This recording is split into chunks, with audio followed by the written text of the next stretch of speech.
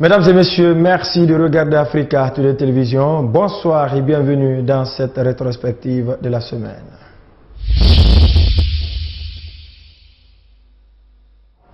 Le ministère des Travaux publics se dote d'un programme d'urgence d'entretien routier. Le document a été approuvé cette semaine par le gouvernement lors du Conseil des ministres présidé par le chef de l'État, professeur Alpha Condé. Au cours de la rencontre, il a été aussi également question d'une nouvelle grille salariale moderne basée sur les diplômes reconnus à l'évaluation des performances au plus tard le 30 octobre prochain. Le compte rendu est signé Al-Seni Diallo.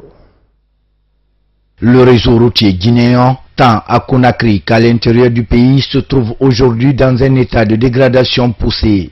Pour remédier à cet état de fait, la ministre des Travaux publics vient de se doter du document appelé Plan d'urgence d'entretien routier. Le travail a permis de catégoriser les routes suivant leur état. Le relevé effectué par le système VisiRoad sur les 7576 km de réseau routier national au milieu de la saison des pluies a permis de catégoriser les routes suivant leur état.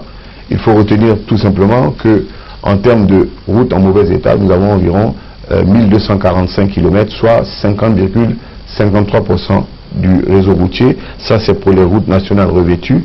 Pour les routes nationales en terre, 64% du réseau, soit 33,376 000 km sont en mauvais état. Une réunion technique regroupant toutes les entreprises qui évoluent dans le secteur s'est tenue au département des travaux publics pour voir quelles sont les mesures à envisager pour démarrer les travaux juste après les pluies. L'inquiétude, selon Madame le ministre, les recettes générées par le fer ne peuvent pas couvrir les besoins. La ministre a précisé qu'en ce qui concerne les ressources pour l'entretien routier, force est de constater que le niveau des recettes du fonds d'entretien routier en 2015, à savoir 186 milliards de francs guinéens, ne couvre pas les besoins estimés, eux, à 419 milliards de francs guinéens. La redevance d'entretien routier est la principale ressource affectée au fonds. Les autres ressources telles que la vignette, le pesage, péage et les revenus des bacs ne sont pas encore effectifs. Elle a rappelé que la redevance d'entretien routier, qui devrait être de 750 francs guinéens aujourd'hui, est toujours à 250 francs guinéens, nettement en deçà de la moyenne dans les autres pays de la sous-région. Le ministre de la fonction publique, lui, a présenté au Conseil la nouvelle grille salariale, un document élaboré selon lui grâce au concours du Bureau international du travail BIT qui va tenir compte du système LMD. Après analyse, la variante 2 a été retenue. Cette variante comporte 6 hiérarchies, 12 grades par hiérarchie et 12 échelons par grade, contrairement à l'ancienne grille salariale qui ne comportait que 3 hiérarchies, à savoir les hiérarchies A, B et C. La fonction publique sera désormais caractérisée par 6 grilles indiciaires ainsi qu'il suit. La grille indiciaire de la hiérarchie A1, celle de la hiérarchie A2, ensuite la grille indiciaire de la hiérarchie A3, la grille de la hiérarchie B1, B2 et enfin la grille indiciaire de la hiérarchie C. Le Conseil a présenté au chef de l'État ses condoléances suite à la mort du lieutenant Laye Camara, pilote à l'état-major de l'armée de l'air, et du lieutenant-colonel Patrick Vallot, conseiller français et instructeur pilote. La deuxième session budgétaire de l'année 2016 s'est ouverte cette semaine à l'Assemblée nationale. Les élus du peuple ont 90 jours pour examiner et adopter la loi des finances. Au cours de la cérémonie d'ouverture, le président du Parlement guinéen a signalé une accumulation des dettes internes et une faible capacité de décaissement des dons et prêts dont notre pays bénéficie. Saloum Condé. Après 3 mois de vacances parlementaires, les élus du peuple ont repris ce mercredi le chemin de l'hémicycle. Cette rentrée parlementaire est uniquement consacrée à l'examen et l'adoption de la loi des finances initiale 2017, car les attentes des populations sont de plus en plus fortes et les défis pour l'amélioration des conditions de vie de celles-ci sont énormes. La réhabilitation de nos infrastructures fortement dégradées, il nous faut agir tous ensemble, chacun dans son domaine, en prenant en main notre destin commun face à l'accès difficile du marché des capitaux et à la tendance baissière des prix de nos matières premières. Il nous faut nous approprier la mystique du travail créateur pour valoriser aussi bien les génies qui sommeillent en nous que nos immenses ressources naturelles. Tous les axes sont prioritaires. Cette reprise intervient quelques semaines après le passage des émissaires du Fonds monétaire international en Guinée. Leurs conclusions pourront aboutir à l'obtention de la 8e revue de ce programme, mais à l'Assemblée nationale on constate une accumulation des arriérés de paiement des dettes internes, ce qui peut impacter négativement sur l'économie nationale. Les discussions ont conduit à recommander la finalisation et la publication du rapport d'audit sur la dette intérieure pour que l'échéancier de remboursement qui sera défini dans le court terme produise l'effet de levier attendu pour relancer la croissance de l'économie. Les élus du peuple ont également fait remarquer la faible capacité de décaissement des fonds alloués par les bailleurs de fonds. De 2010 à 2015, seulement 45,66% des allocations budgétaires à ce titre ont été décaissées en raison des difficultés rencontrées dans la mise en œuvre et le suivi de l'exécution des projets, ainsi que la méconnaissance des procédures des bailleurs de fonds. Il serait bien indiqué en conséquence d'approfondir la réflexion pour identifier les causes de cette faible capacité de décaissement afin de résoudre ces lancinants problèmes au moment où notre pays a un grand besoin de financement extérieur. En ce qui concerne spécifiquement le secteur de l'administration, le président de l'Assemblée nationale a recommandé aux cadres l'efficacité dans la mise en œuvre des politiques publiques et la transparence dans la gouvernance. Dapilon a désormais pour l'infrastructure qui devra favoriser l'exportation de la bauxite de la Guinée vers la Chine vient d'être inaugurée par le président de la République. Elle a été construite par le consortium SMB-WAP qui est à sa deuxième œuvre dans la réalisation des infrastructures portuaires dans la préfecture de Boké. À sa mise en œuvre définitive en 2017, plus de 40 000 tonnes seront exportées au quotidien. Al-Seni Diallo pour les détails. Situé dans la sous-préfecture de Kolaboui, le port de Dapilon est une extension de celui de Katougouma. Comme Katougouma, le point de la rive de Dapilon est l'œuvre du consortium SMB-WAP. Il est géré par 3 pays à savoir la Chine, la France et la Guinée. Cet autre port devra créer des milliers d'emplois pour la jeunesse guinéenne en général et celle de Kakandé en particulier. Pour le coordinateur du consortium, ces efforts sont un acquis des autorités. Le consortium SMB a réalisé des infrastructures aux standards d'internet niveau et aussi permis l'atteinte de nos objectifs de production. Nous avons démarré l'exploitation de la bauxite, tout en améliorant le niveau de vie du peuple guinéen. Nous avons entrepris la construction d'infrastructures telles que la route et le pont et aussi établi des partenariats avec des entreprises internationales pour assister le gouvernement de Guinée dans le développement urbain. Nous espérons et nous sommes fermement convaincus que la Guinée sera capable de jouer un rôle de plus en plus important sur la scène internationale économique à travers nos actions et nos efforts. Au cours de ces 2 ans, ce projet minier du consortium est un partenariat gagnant-gagnant et le ministre des Mines n'a pas manqué de rassurer les partenaires. Nous comptons sur vous pour l'amélioration constante des conditions de construction et d'exploitation au bénéfice non seulement de vos actionnaires, mais aussi des communautés d'accueil et de tous les acteurs en toute responsabilité pour une exploitation durable des ressources mises à votre disposition. Nous mettrons tout en œuvre pour accompagner la réalisation des activités de ce projet au bénéfice de tous les acteurs afin qu'il soit un vecteur de croissance économique, de développement durable et de richesse partagée pour toute la population. En inaugurant la deuxième zone portuaire de Boké, le chef de l'État a invité les entreprises à une franche collaboration avec l'administration minière. Le président Alpha Condé a ensuite instruit le consortium à dédommager la population de Dapilon dans les règles de l'art. Ces projets sont le vôtre et ont besoin de votre soutien pour créer des emplois et produire les revenus que vous en espérez. L'exemple de la CMB et d'autres sociétés démontre à plus d'un titre qu'à travers les réformes engagées depuis mon élection en 2010, la Guinée est maintenant un pays propice pour l'investissement.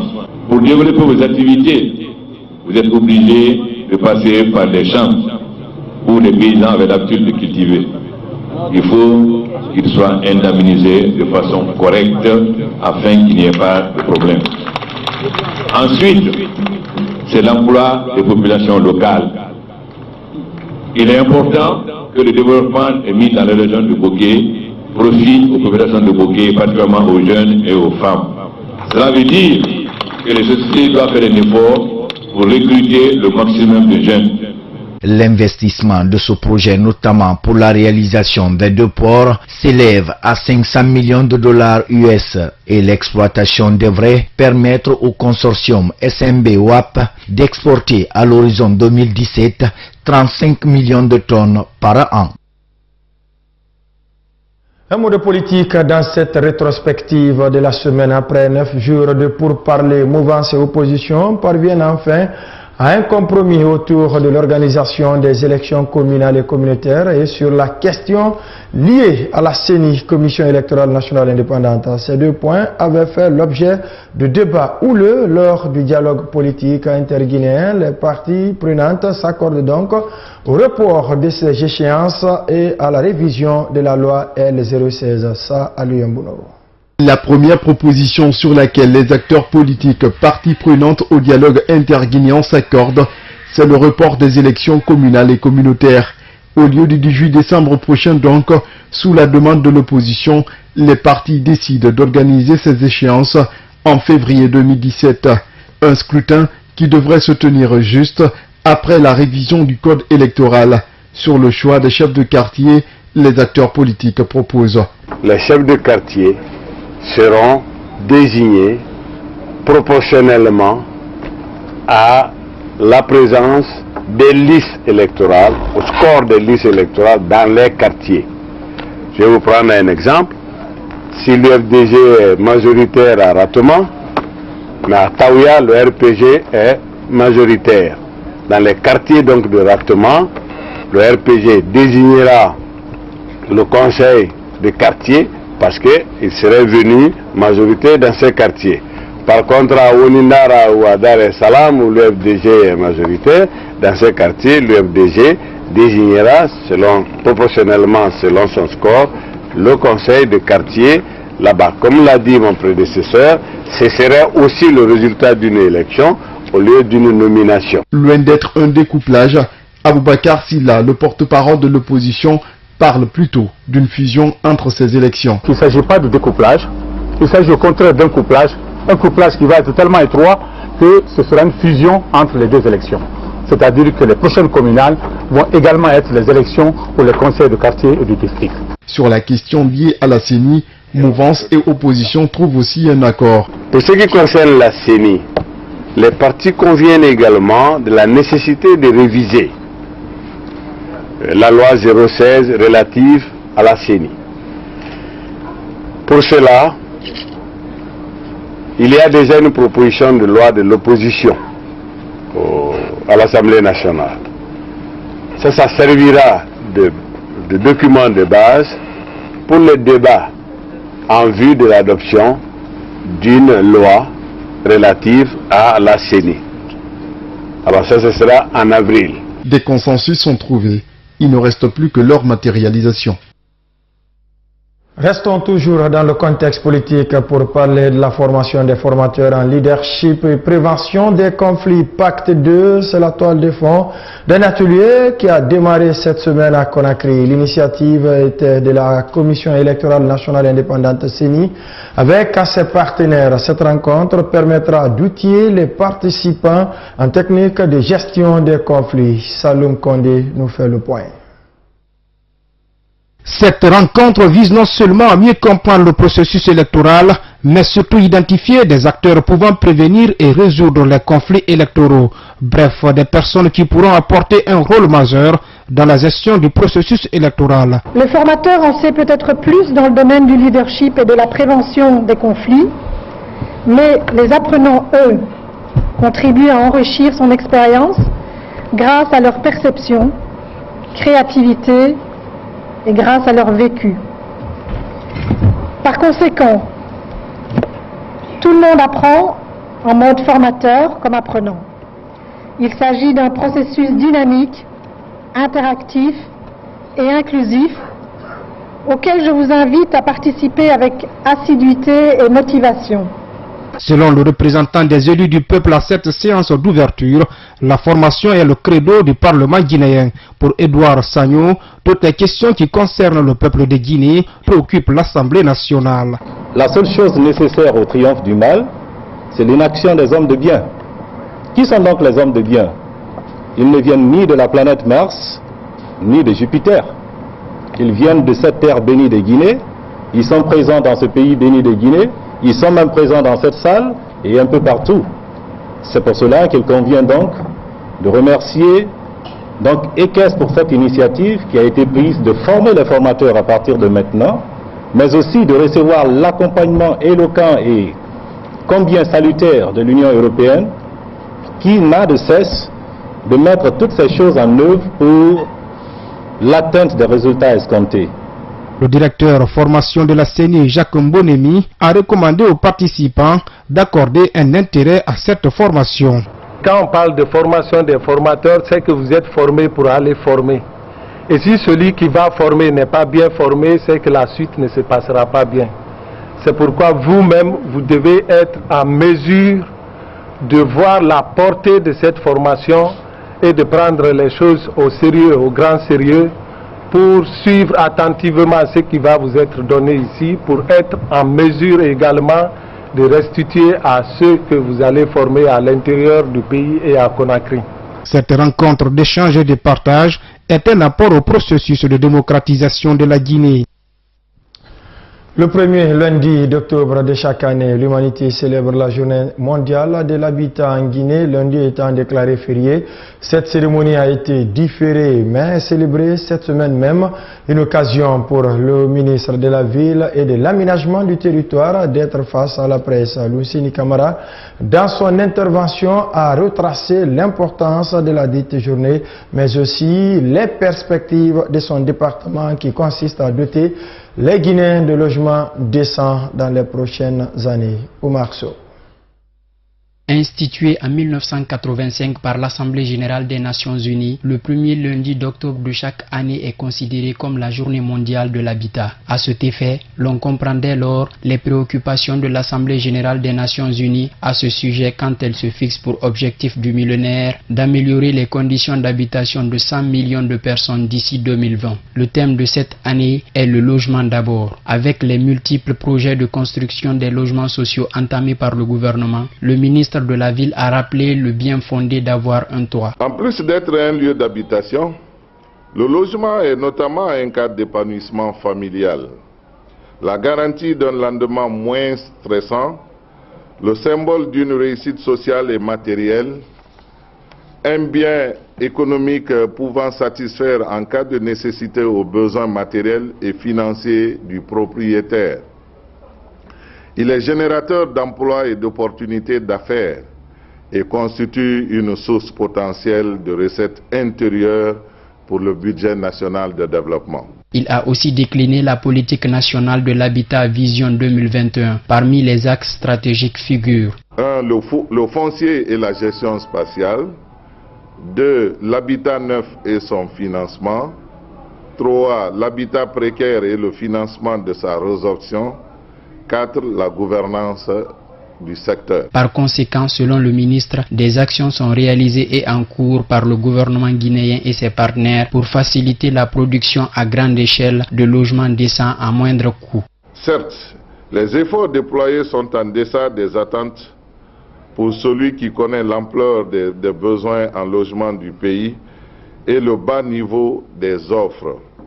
Mais l'élan amorcé par le gouvernement du professeur Alpha Condé dans ce cadre permettra à court et moyen terme de disposer de mécanismes efficients de financement, de production et de fourniture de logements convenables en location ou en propriété aux Guinéens. Pour le responsable du département de la ville et de l'aménagement du territoire, cette vision ne pourrait être transformée en réalité sans la collaboration des citoyens. Pour la libération des voies publiques et des réserves foncières illégalement occupées de l'État qui constituent en fait des espaces à valoriser pour satisfaire aux demandes de logement pour tous.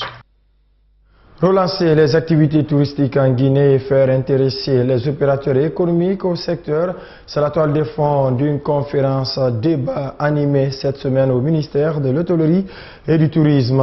Cette action permettra aux cadres du département de revoir leur plan de travail afin de convaincre les investisseurs nationaux et étrangers de financer les activités touristiques dans le pays. Moussa Sefa Kamara nous fait le point.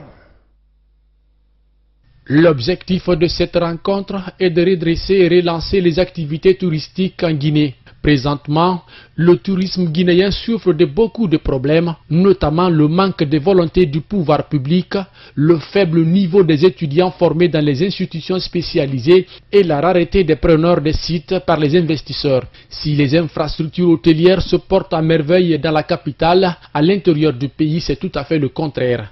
Le ministre évoque quelques obstacles qui empêchent les visiteurs d'y arriver en Guinée. Quand un touriste vient à l'aéroport, un visiteur, bon, je ne dis pas c'est maintenant, peut-être que maintenant ça a un peu changé, mais on regardait trop sa poche. Si c'est le taximètre qui le prend, il le fixe un tarif qui n'a rien à voir avec ce qui est... Alors que le touriste s'est renseigné. Rien de plus grave que quand quelqu'un se sent qu'on est en train de l'arnaquer. C'est très mauvais. Donc on lui donne des prix jaunes, ou c'est le policier, ou c'est l'agent de je ne sais quoi, qui essaie de l'estorquer de l'argent. Tout ça, ça fait que ça apporte un coup fatal au tourisme. Pour soigner l'image du pays, il faut forcément investir dans la formation des formateurs et les zones de ce secteur. C'est pourquoi le ministre propose une parfaite relation entre les responsables des écoles professionnelles et les promoteurs des infrastructures hôtelières. Vous vous imaginez, quelqu'un fait tourisme, école supérieure. Il fait tout son cursus, il n'a jamais vu un touriste. Il n'est jamais rentré dans un restaurant. Il ne sait même pas entre où on met le couteau ou la fourchette, de gauche ou droite.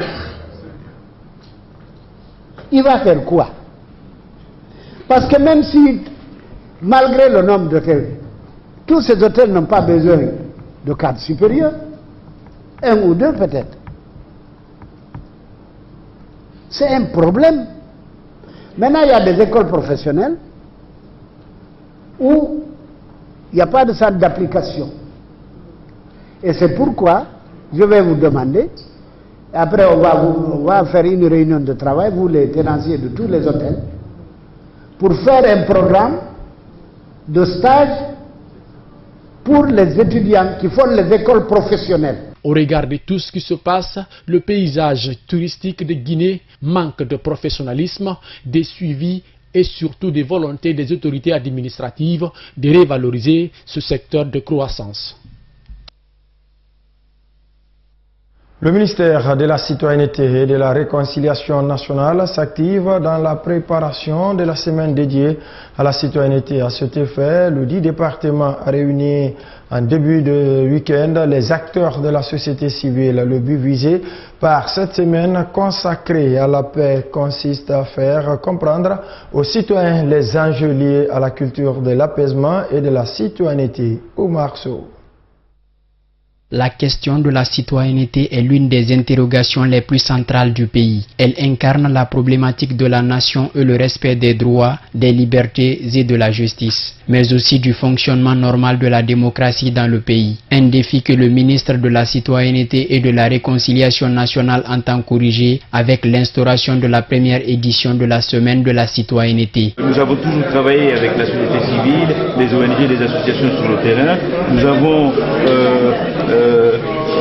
le souhait qu'ils soient impliqués fortement, comme les pouvoirs publics, pour que l'ensemble de nos concitoyens soient touchés lors de cette semaine, cette première édition de la citoyenneté, pour faire comprendre à nos concitoyens en Guinée que l'enjeu de la culture, de la citoyenneté, du civisme, de la paix, du respect des droits et des libertés, mais aussi le fait que nos concitoyens assument leurs devoirs et leurs obligations, est au cœur des problématiques de notre pays pour construire une société de justice, de paix et de développement. Une initiative saluée par les acteurs de la société civile guinéenne. Pour cela, ils demandent l'implication de chacun et de tous dans ce combat pour la consolidation d'un climat de paix. Et je souhaite vraiment l'application et que ça continue à Guinée. Et je souhaite vraiment l'implication de toutes les organisations, toutes les structures, y compris les sages, les partis politiques, les jeunes, les femmes, tout le monde, pour vraiment sensibiliser que chacun doit connaître ses droits et ses devoirs. Il faut balayer d'abord devant sa porte et aller ailleurs. Pour la réussite de la semaine dédiée à la citoyenneté, le département de tutelle entend élargir les rencontres avec les partis politiques, les coordinations régionales, les syndicats et les organisations patronales. Nous allons faire une synthèse, prendre en compte ce qui est faisable, nous l'avons dit, vu la faille dans notre pays en matière de citoyenneté, on ne pourra pas tout faire à la première édition. Ce qui est important, c'est d'abord rester conscient de la problématique, commencer cette édition. Je rappelle que c'est une loi, cela se fera désormais chaque année dans notre pays. C'est quelque chose à saluer, à encourager et à travailler chacun là où il est pour faire avancer cette culture qui est essentielle pour notre idéal de paix et de démocratie dans notre pays. Pour gagner ce pari, Gassama Diaby en appelle à une collaboration avec l'ensemble des acteurs publics et privés du pays. Autre chose dans cette rétrospective de la semaine, 8 agents de l'EDG viennent de bénéficier de 6 mois de formation axée sur le programme de renforcement des capacités du projet d'interconnexion initié par le système d'échange d'énergie électrique ouest-africain, en abrégé WAP. Cette formation contribuera au perfectionnement de ces agents, notamment dans le domaine des mouvements d'énergie et des travaux sous tension. Moussa Sefa Kamara. Ce stage s'inscrit dans le cadre du renforcement des capacités opérationnelles des travailleurs de l'EDG. Cette formation intervient à un moment où la société tend vers la modernisation et le renouvellement du personnel. Aussi, elle sera un maillon fort dans le projet d'interconnexion électrique des pays de la Côte d'Ivoire, du Libéria, de la Sierra Leone et la Guinée. Les récipiendaires apprécient et recommandent aux initiateurs d'élargir ce genre de formation. La formation que nous avons reçue à Bingerville a été une formation enrichissante. Elle nous a permis d'apprendre. Et nous pensons que cela pourrait servir non seulement à nous, mais également à nos collègues qui sont derrière, qui n'ont pas eu la chance d'y aller, parce que nous allons continuer dans les différents secteurs à envoyer cette formation vers les autres pour que chacun puisse en bénéficier. Je recommande à ce que vraiment nos autres collègues qui n'ont pas eu la chance d'aller à Abidjan, qu'ils aient la chance d'y aller pour suivre cette formation parce qu'elle est vraiment intéressante. Pour l'opérationnalisation et la solidification des actions du secteur de l'électricité dans la sous-région, il faut s'accentuer sur le renforcement des capacités des agents, précise Kisiangui Apollinaire, secrétaire général du WAP. L'inefficacité des systèmes électriques des pays de l'Afrique de l'Ouest nécessite aujourd'hui et de façon urgente d'œuvrer ensemble et d'engager un partenariat qui nous donnera les instruments, les outils et les moyens nécessaires pour le développement économique, technologique, scientifique et social de notre région. Ces 80 agents formés dans les différents secteurs d'activité de l'EDG seront en mesure, certes, de relever un certain nombre de défis. Une session de formation axée sur le commerce des services a été initiée cette semaine à l'intention des cadres de l'administration publique et privée. Le but visé par ce séminaire est de renforcer les capacités des acteurs concernés afin de leur permettre d'acquérir des connaissances approfondies sur l'accord général du commerce et services. Une initiative du ministère du Commerce en collaboration avec l'Organisation mondiale du commerce. Omar Sow. La République de Guinée, comme tous les pays membres signataires de l'accord général sur le commerce, dans sa politique de réglementation du secteur entend redynamiser ses services. À travers cet atelier de 3 jours qui regroupe les acteurs des départements publics et privés, des informations sur le secteur du commerce seront présentées. Cette activité est très importante parce que durant l'activité, les participants vont être informés sur les règles de l'accord général sur le commerce et services et vont également avoir des exercices interactifs qui pourront leur permettre de mieux comprendre cet accord général qui est assez drastique mais qui mérite d'être expliqué en détail afin que notre pays puisse en bénéficier largement et que nous puissions mieux comprendre les règles pour pouvoir aussi les faire respecter par nos partenaires commerciaux. Pour les experts de l'Organisation mondiale du commerce, à l'issue des échanges, les participants seront outillés des techniques sur une meilleure connaissance de l'importance et la contribution du commerce et services sur l'économie nationale avec la mise en œuvre d'un programme de développement du pays. On est ici pour expliquer un peu comment ça marche, ce secteur des services, et puis voir les listes des engagements de la Guinée, etc. Et puis l'ampleur que ça peut avoir. La secrétaire générale du département du commerce exhorte les séminaristes à un débat sérieux sur les thèmes afin qu'ils soient à même de remplir leur mission dans le domaine du commerce et services. Je vous invite à vous investir activement dans les travaux de cet atelier afin d'apporter votre contribution sur les moyens d'améliorer la cohérence, la coordination et la coopération de la politique en la matière, afin de multiplier les avantages liés au développement des services et au commerce des services. De nos jours, le commerce et services jouent un rôle important dans les échanges mondiaux. D'après les statistiques, il représente plus de 70% du PIB mondial, 45% de l'emploi dans le monde et environ 40% du stock mondial d'investissement étranger direct. Éducation à présent, dans cette rétrospective de la semaine, les élèves ont repris cette semaine conformément au communiqué du ministère de l'enseignement préuniversitaire et de l'alphabétisation, le chemin de l'école. Pour cette première journée, dans les écoles publiques sillonnées par nos reporters, peu d'apprenants ont répondu à l'appel. Malgré la forte mobilisation du corps professoral, on notait l'absence des apprenants. C'est un constat de ça à Loyambuno. Première journée de l'année scolaire 2016-2017 au collège Saifoulay Diallo de Bessia. Dans la cour de l'école, c'est un silence total qui règne. Des professeurs, réunis sous un arbre, attendent les apprenants qui n'ont pas répondu présent. Même constat dans les salles, excepté quelques-unes où le corps professoral réunit des élèves d'une même promotion pour pouvoir dispenser les cours. Nous avons repris le cours dans de très bonnes conditions, seulement la seule force majeure c'est quoi? Nous n'avons pas eu beaucoup d'élèves ici, mais en tout cas le corps enseignant était là. Nous avons 9 classes de 9e année, c'est toutes les 9e années qui sont réunies dans une seule classe. En tout cas on a une trentaine d'élèves en classe en 9e année. Vous voyez combien de fois l'absence est tellement grande sur nous ici. Pour ce début de l'année, les chiffres sont déplorés par l'encadrement de l'établissement. Les élèves n'ont pas presque répondu. Tous les professeurs chargés de cours pour ce mardi étaient en place. Effectif près d'une centaine seulement sur près de 3000 élèves. Ou 1500 parce qu'il y a deux promotions devaient être là, 16 groupes pédagogiques, 9 9e année et 10 7e année. Le lycée Ahmed Sékou Touré n'en dit pas mieux. Là également, c'est l'administration qui a brillé par sa présence. Les apprenants, eux, sont restés absents. Tout est impeccable, tout est magnifique. Tout se passe comme sur des roulettes. Les professeurs sont prêts, ils sont là, déjà vous avez remarqué. Il y a 1 ou 2 même qui ont donné cours le matin. Les parents n'ont pas libéré leurs enfants pour venir suivre les cours. Les responsables des différentes écoles sillonnées espèrent voir plus d'engouement dans leurs établissements les jours qui suivent. Si dans les écoles publiques, cette première journée était morose à cause notamment de l'absence des apprenants, Dans les établissements privés, cependant, la reprise était effective. C'est du moins le visage que présentaient ceux qui ont été visités par notre reporter Salimatou Baldé.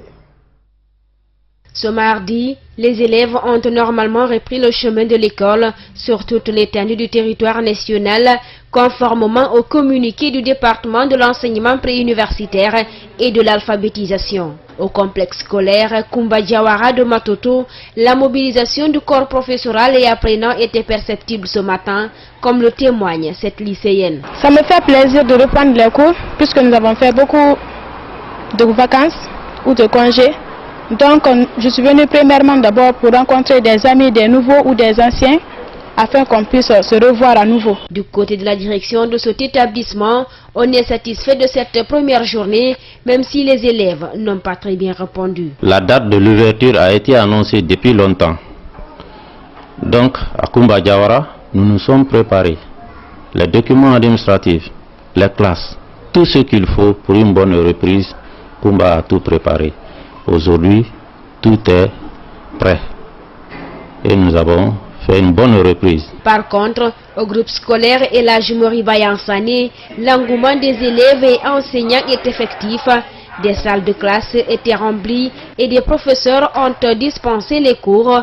Et selon le proviseur de cette école, la mobilisation des élèves est due au taux de réussite qu'ils ont enregistré l'année dernière. Avec le résultat que nous avons obtenu au baccalauréat, et beaucoup d'enfants sont pressés d'être là. Et puisqu'ils savent que l'école a une capacité d'accueil très limitée, donc personne ne veut être en retard. C'est pourquoi très tôt, ceux qui sont venus pour s'inscrire sont venus effectivement en tenue. D'autres, bon, on les a acceptés, ils étaient en tenue civile. Mais juste à la montée des couleurs, je leur ai demandé de tout faire, en tout cas d'ici le samedi, n'est-ce pas, de finir avec les tenues et que le lundi, tout le monde vient en tenue scolaire. Pour cette année scolaire 2016-2017, le département de tutelle a annoncé de nouvelles mesures de gestion convenables de l'emploi du temps des cours pour ne pas accumuler du retard dans les programmes. Mesdames et messieurs, c'est la fin de cette rétrospective. Tout le plaisir a été pour moi de vous servir. Merci et portez-vous bien.